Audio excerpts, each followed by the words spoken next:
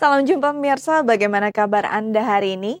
Bertemu lagi dengan saya Astia Dika. Selama 24 menit ke depan akan kembali menemani Anda menyaksikan program Daai Mata Hati. Menghadirkan beragam liputan tentang nilai-nilai kehidupan, mengajak pemirsa untuk memaknai kehidupan dan melihat sekitar kita dengan mata hati. Berikut ringkasan kisah-kisah menarik yang akan kami sajikan untuk hari ini. Rehabilitasi narkoba Yayasan Kita.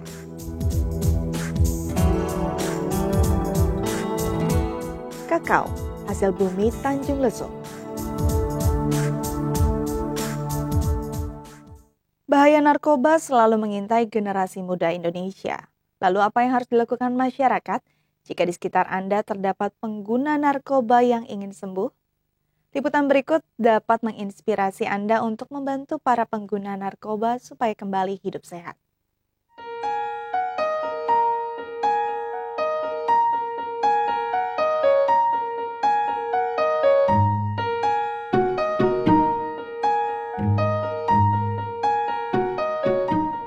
Fenomena penggunaan narkoba seperti gunung es, yang terlihat hanyalah pucuk atau sebagian kecil dari fenomena sesungguhnya. Survei Badan Narkotika Nasional menyatakan bahwa pada tahun 2010, 2 dari 5 remaja merupakan pengguna narkoba. Keadaan tersebut memang terlihat turun dibanding tahun 2009 dengan nilai perbandingan lebih besar 5,7%. Jika keadaan ini tidak dapat teratasi dengan baik dan berkesinambungan, maka bisa dipastikan pada tahun 2015 terdapat 5,1 juta jiwa yang mengkonsumsi bahan haram tersebut. Tahun 2003 itu ada kurang lebih 60% penyalahguna narkoba ada di kelompok pelajar.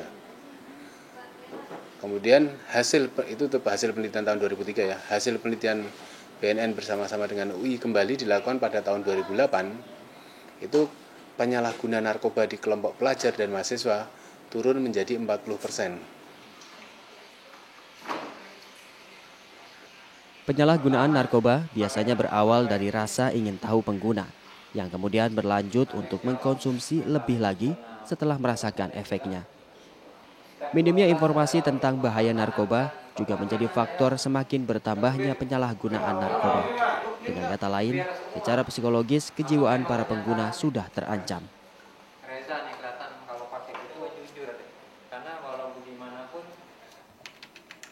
Seperti yang dialami Wiryanto, pria berumur 40 tahun ini menghabiskan waktu selama 12 tahun mengkonsumsi narkoba. Sulitnya melepaskan diri dari narkoba yang nyaris membuatnya kehilangan nyawa, ditambah semakin merebaknya HIV/AIDS di kalangan pengguna narkoba, membuat Anto merasa harus bergegas meninggalkan dunia kelam tersebut. Hingga akhirnya pada tahun 98, Anto memutuskan berhenti, terutama setelah melihat perjuangan keluarganya untuk mengembalikan kepada kehidupan normal.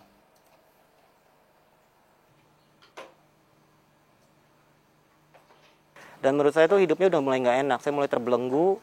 Pagi-pagi saya harus dibangunin karena badan saya sakit. Dan saya harus menggunakan, dan saya nggak punya pilihan lagi yang lain. Dan kemudian dibawa ke orang tua ke rumah sakit. Keluar pakai lagi.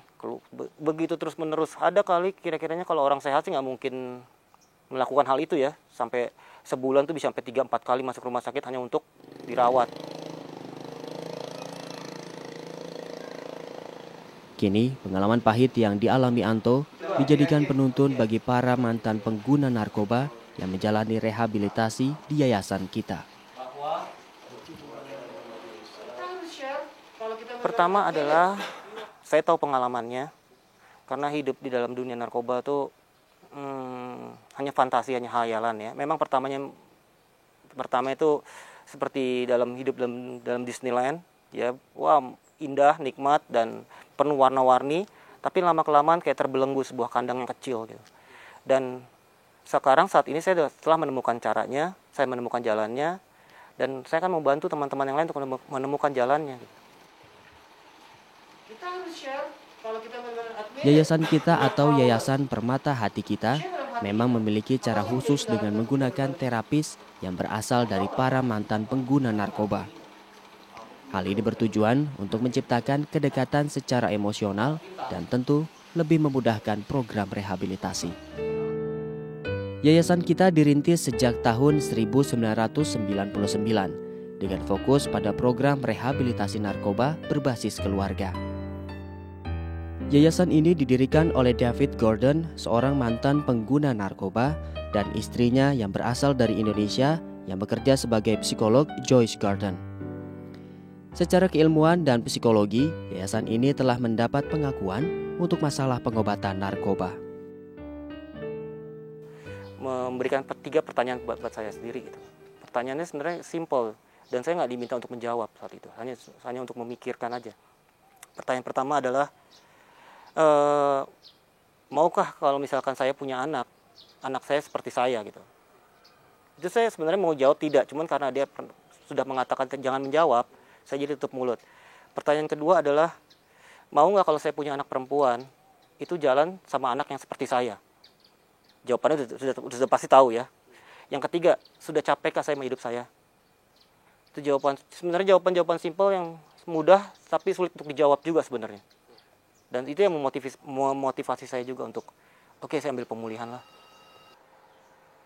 Lebih dari 10 tahun, yayasan ini membantu para mantan pengguna narkoba untuk sembuh. Sebuah buku pegangan dan petunjuk bagi para guru menghadapi permasalahan narkoba juga telah disusun oleh yayasan kita. Karena selain keluarga, guru sangat berperan dalam menjaga generasi penerus agar tak terjerat narkoba. Apabila di sekolah diketemukan seorang yang menggunakan, jangan diusir dari sekolahannya. Apabila diusir dari sekolahannya gara-gara misalkan penyebabnya nanti bikin malu nama sekolah, justru kita membuat anak itu semakin terpuruk. Justru kita harus rangkul, kita harus mengajarkan pada guru-guru menemukan bahwa apabila menemukan anak yang mempunyai masalah, itu dirangkul.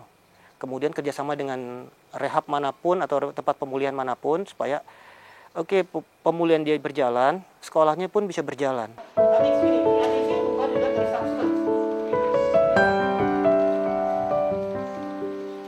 Menggunakan narkoba terbukti sangat merugikan. Pengguna harus terkungkung dalam kondisi yang merugikan secara finansial dan seringkali membuat si pengguna kehilangan kehidupan sosialnya. Peran masyarakat untuk turut menjaga lingkungan terbebas dari narkoba juga sangat berarti agar korban tak semakin banyak lagi.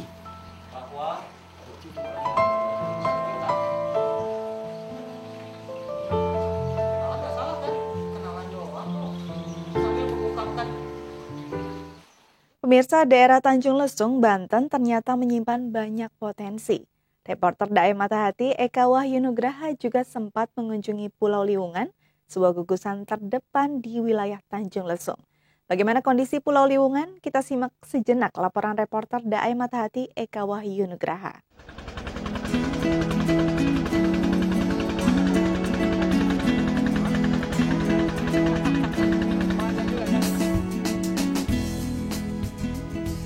Pulau Liwungan merupakan gugus kepulauan yang terletak di Kabupaten Pandeglang, tepatnya di Kecamatan Panimbang.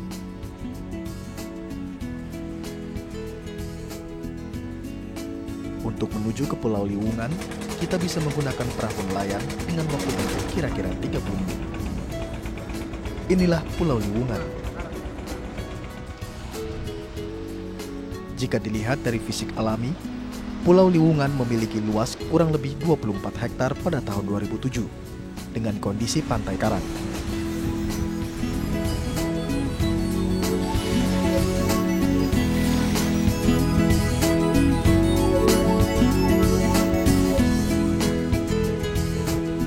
Di sini terdapat banyak pohon kelapa serta sedikit hutan mangrove.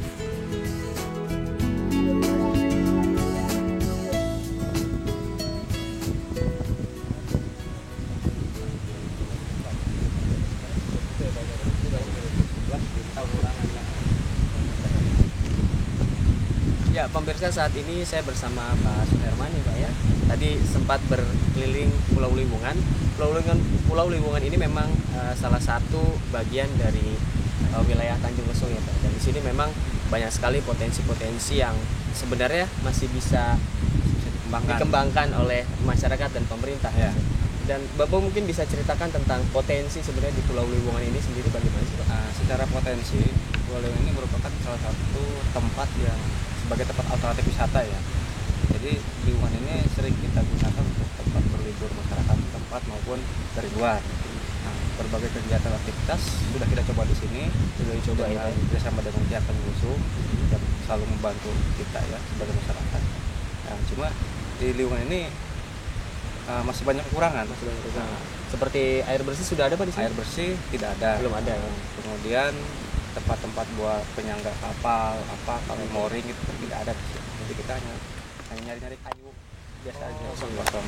Jadi makanya kita berharap bagaimana peran serta dari pihak maupun swasta maupun pemerintah ya, bagaimana si pulau ini menjadi pulau yang hidup gitu. Tapi inisiatif dari masyarakat ada Inisiatif dari masyarakat itu sudah mulai dari tahun 2000 untuk menjual kegiatan wisata dengan apa adanya gitu. Terima kasih Pak atas penjelasannya. Dan pemirsa, tadi baru saja kita mendengarkan penjelasan dari Pak Suherman mengenai upaya dan inisiatif masyarakat Tanjung Lesung untuk memperkenalkan Pulau Liwungan serta pariwisata yang ada di Tanjung Lesung. Tapi sampai saat ini masyarakat dan bersama Pak Suherman masih menunggu perhatian lebih dari pemerintah untuk memfasilitasi pariwisata yang ada di Pulau Liwungan ataupun di Tanjung Lesung.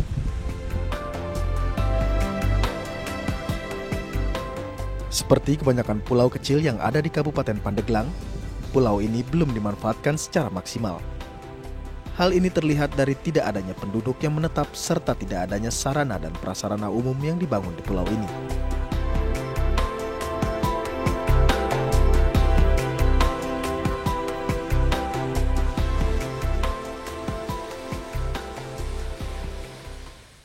Buah kakao sebagai bahan dasar coklat juga menjadi komoditas di wilayah Tanjung Lesung, tepatnya Desa Cipanon, Pandeglang, Banten. Meski warganya banyak memilih bermata pencarian sebagai nelayan, namun sejak pertengahan 80-an warga di sini memilih bercocok tanam kakao sebagai mata pencarian sekunder. Apa yang membuat mereka beralih menjadi petani? Berikut liputannya selengkapnya.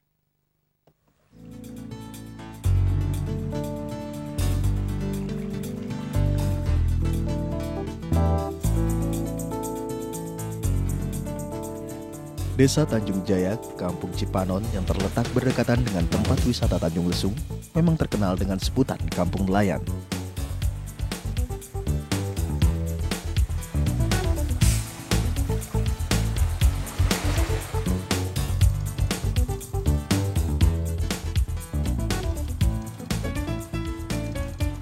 Tetapi sejak tahun 1986, kampung ini memiliki sebutan lain, yaitu Kampung Kakao. Sebutan ini berasal dari kebun kakao yang dibudidayakan di kampung ini oleh warga pendatang asal Sulawesi.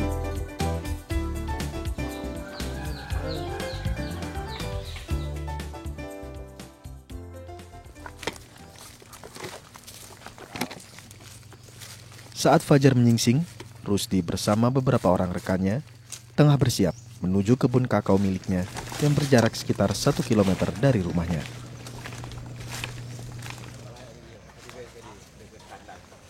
Kebun kakao milik Rusdi dan warga Kampung Cipanon ini berasal dari bibit kakao yang dibawa oleh orang tua mereka dari Bugis, Makassar.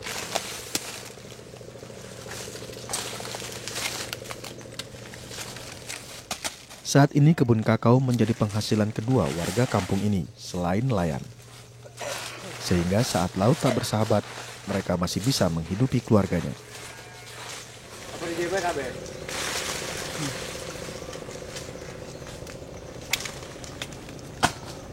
Jadi awalnya begini, kami hidup di laut, nggak karuan, nggak ada aturan tertentu juga, dan nasib kami nggak ketahuan. Akhirnya kami pada beralih ke pertanian coklat ini. Pada awalnya orang tua saya, dan akhirnya sampai sekarang ini saya ikut. Dan pada warga-warga di desa ini, khususnya desa Tanjung Jaya, umumnya Kampung Cipanon ini, alhamdulillah mereka-mereka saudara-saudara kita pun atau saudara-saudara sesuku yang lainnya semuanya ada memiliki pertanian semacam coklat ini lah Pak. Gitu Pak. Iya. Berarti bisa dibilang selain nelayan, warga juga sambil bercocok tanam di perkebunan coklat ini.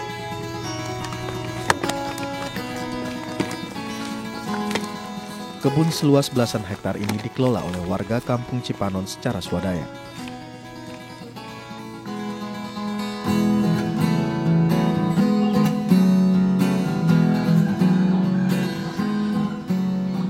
Tak heran jika di pekarangan rumah mereka pun terdapat pohon kakao. Kebun kakao ini tak hanya dibudidayakan untuk dijual, namun kini mulai berkembang dan dijadikan wisata agrobisnis di wilayah Pandeglang. Cara merawat dan memanennya pun tak sulit. Mulai dari proses pembibitan, penanaman, perawatan, panen, proses fermentasi sampai dengan penjualan biji buah coklat dilakukan sendiri oleh warga Cipanon.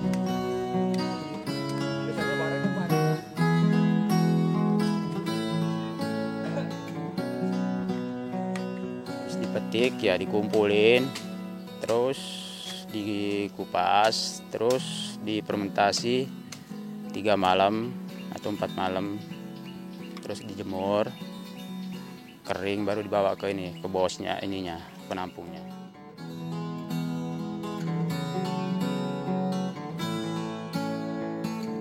Jika musim panen tiba, biasanya masyarakat bisa menukarkan biji coklat ini hingga ratusan kilo. Para pengumpul pun mendistribusikan kakao ke wilayah Jakarta, Rangkas, dan Lampung.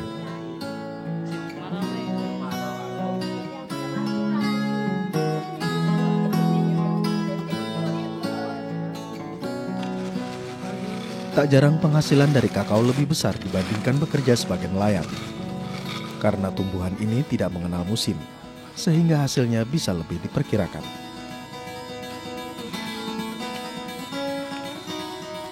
Kalau penghasilannya Pak, menurut saya pribadi itu jauh-jauh menjanjikan, khususnya di petani ini, coklat ini bisa lah untuk menjamin masa depan anak-anak dan keluarga.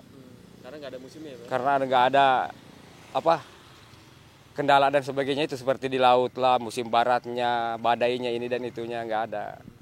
Akhirnya kalau misalnya kami sedang tani, misalnya kami janji sama orang lain 100.000 insya Allah kami ada akan besok, itu bisa ada. Kalau di laut kami nggak jamin itu. Indonesia merupakan negara ketiga penghasil kakao terbesar di dunia. Namun sayang, perhatian dari pemerintah masih kurang.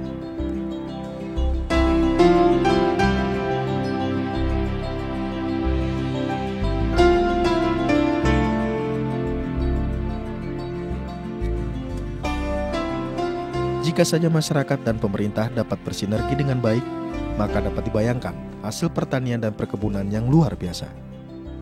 Sehingga Indonesia tak harus mengimpor bahan pangan, dan bangsa Indonesia bisa menjadi bangsa yang mandiri dalam hal pangan.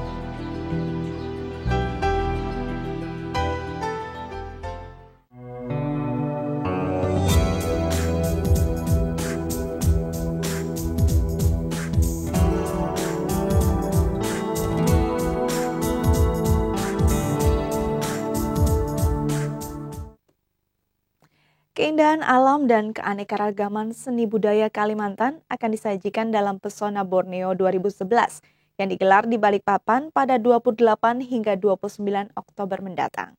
Apa saja upaya promosi yang akan dilakukan untuk meningkatkan daya tarik wisatawan pada keelokan Pulau Borneo? Berikut liputannya.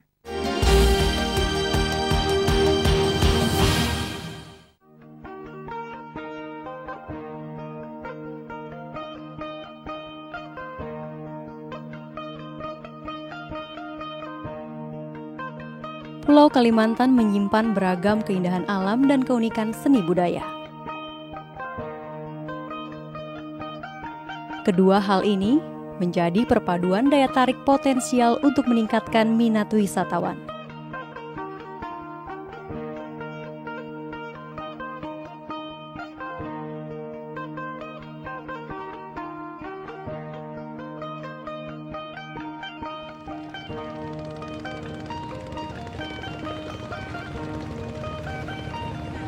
Dengan julukan Pulau Seribu Sungai, Kalimantan menawarkan pesona wisata air yang menjanjikan.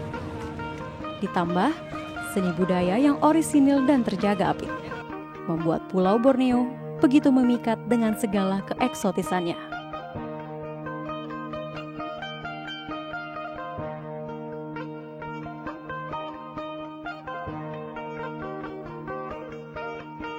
Kalimantan ini sudah punya pintu masuk 2, yaitu di Pontianak dan Balikpapan. Pontianak sudah dihubungkan dengan Singapura, Balikpapan juga demikian. Saya kira ini merupakan peluang sekaligus tantangan. Sebagai upaya menjadikan Pulau Kalimantan sebagai salah satu tujuan wisata unggulan di tanah air, Kementerian Pariwisata dan Ekonomi Kreatif bekerja sama dengan Dinas Kebudayaan dan Pariwisata Kota Balikpapan akan menggelar Pesona Borneo 2011 pada 28 hingga 29 Oktober mendatang. Juga sudah berkembang menjadi destinasi MICE atau KIP.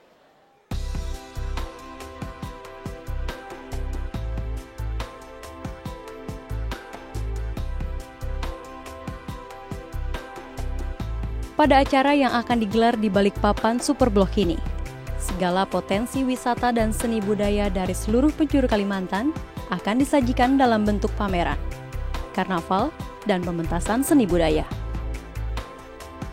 Diharapkan momentum ini bisa menjadi wadah bagi Pemda dan industri kreatif se-Kalimantan untuk mempromosikan potensi yang dimiliki. Upaya peningkatan kunjungan wisatawan ke Borneo tak hanya berhenti pada promosi semata, tetapi juga harus diimbangi dengan peningkatan infrastruktur dan fasilitas pendukung wisata lainnya. Kendalanya ada 3 hal itu tadi. Nah, mengenai atraksi ini, sesungguhnya problemnya itu kita pada elemen dasarnya. Objek hebat, tapi kadang-kadang infrastruktur yang soft itu tidak terpenuhi, misalnya kebersihan, ketertiban.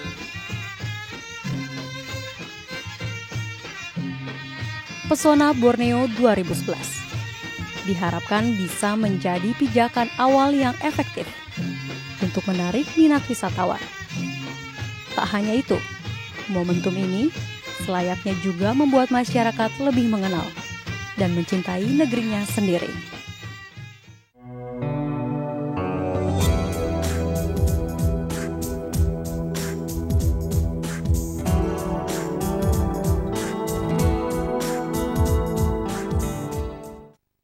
Pemirsa, 24 menit sudah kami menemani Anda. Jangan lupa untuk selalu menyaksikan program Daai Mata Hati dari Senin sampai Jumat di waktu yang sama dan temukan kisah-kisah menarik lainnya. Pemirsa, jika Anda mempunyai kritik atau saran, silakan email atau sapa kami di alamat berikut.